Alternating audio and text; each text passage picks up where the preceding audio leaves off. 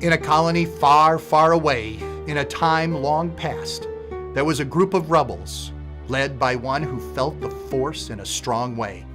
He would lead his people against the empire, an empire that stretched from one end of the world to the next. The rebel army held the first victory against the great empire, and all seemed good for our young fighters. But the empire would send a star to bring death, you might say a Death Star, to this rebel.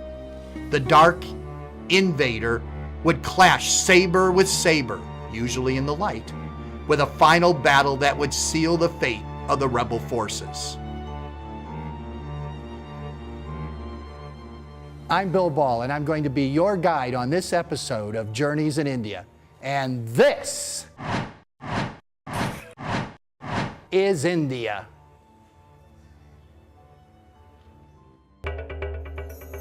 When Mark Twain traveled through India at the turn of the 19th century, he wrote that India is the cradle of the human race, the birthplace of human speech, the mother of history, the grandmother of legend, the great-grandmother of tradition. Our most valuable and most instructive materials in history are treasured up in India only. Join us each week as we explore the entire Indian subcontinent, from Kerala in the south to the Himalayas in the north and all points in between.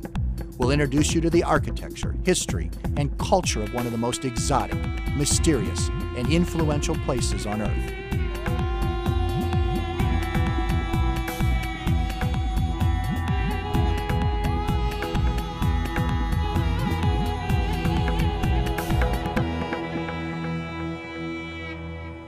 Journeys in India.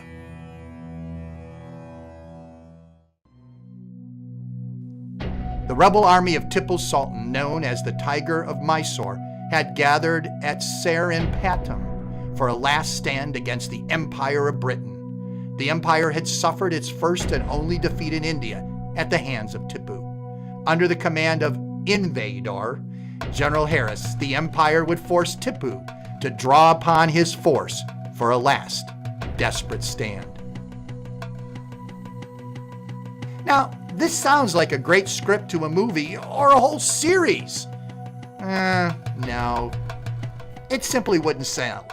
I mean, who wants to follow one movie, let alone a whole number of sequels, about a small rebellion against a great empire fighting with swords or sabers, with a rebel trying to draw their strength from a force of nature? No, that doesn't sound commercial. I guess I'll stick to travel shows. So, where was I? Yeah. Tipu Sultan, the Tiger of Mysore, had his base in the city of, not surprisingly, Mysore, located in the south of India. At the time, Mysore was a small village. Well, today it has skyrocketed to over 850,000 people.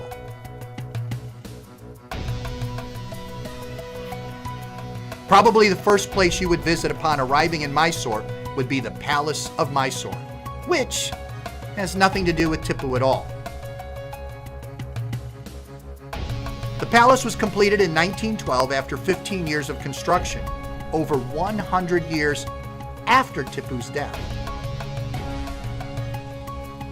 The palace grounds covers an astonishing 74 acres, with the palace itself taking up 4.5 acres.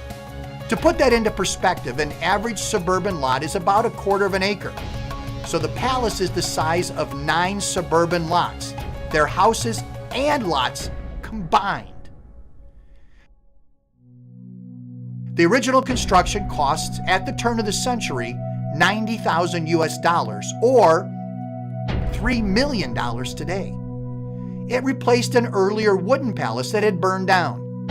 The Maharaja that built the palace imported the best for his house: tiles from England, pillars from Glasgow, and chandeliers from Murano and the Czech Republic.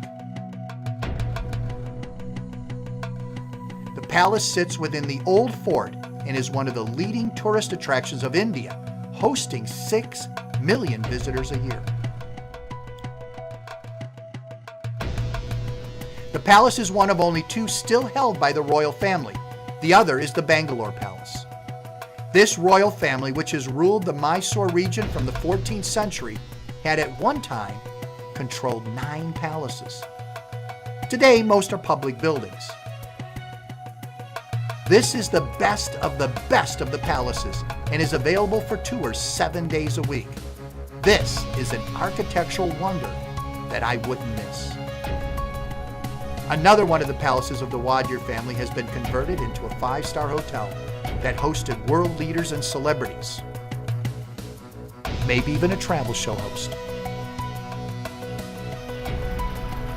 This is the Lalitha Mahal Palace, built by the same Maharaja that built the Mysore Palace. It was designed to be a guest house when it was finished in 1921. Interestingly, it is a guest house again, this time as a hotel. It has been used in movies and has housed celebrity guests such as Princess Diana.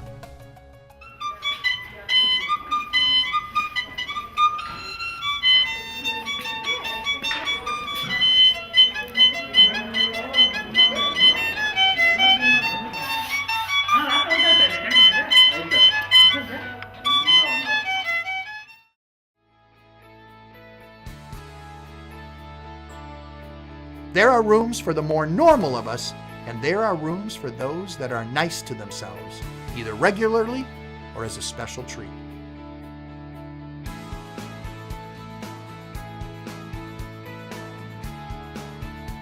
The palace, now hotel, is one giant piece of artwork that should not be missed.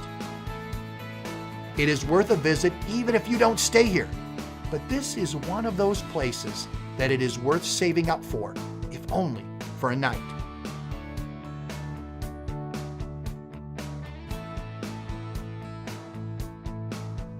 But another option is to have a meal here. If you're going to sleep like a Maharaja, you might as well eat like one. The buffet is to die for, and both continental and Indian options are here, and there is something for even the most finicky eater.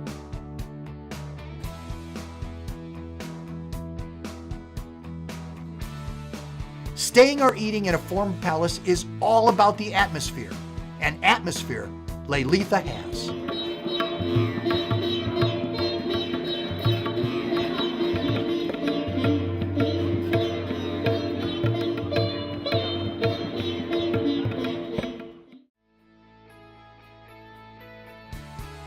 One other of the 7 royal palaces is open to the public.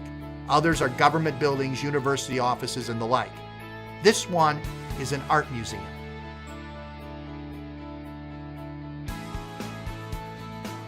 Located in the Jag-An Mohan Palace, which was completed in 1861. It was a Wadyer home until the Mysore Palace was completed. In 1915, the palace was converted into an art gallery. It now contains one of the largest collections of paintings and artwork in South India, and it is here that our connection to Tipu Sultan appears in the form of a series of paintings by a British Army officer that chronicles the war. It is time we began our saga of the uprising by Tipu Sultan. He is not a familiar figure to Americans, so a quick Tipu primer is in order. He was born in 1750 as the eldest son of Hyder Ali. You can hear Hyder standing face to face with Tipu saying, "I am your father." Hyder Ali is the Sultan of Mysore, but was illiterate, while Tipu spoke English, Persian, and French. He was a Muslim leader in a majority Hindu region, which caused problems throughout his tenure.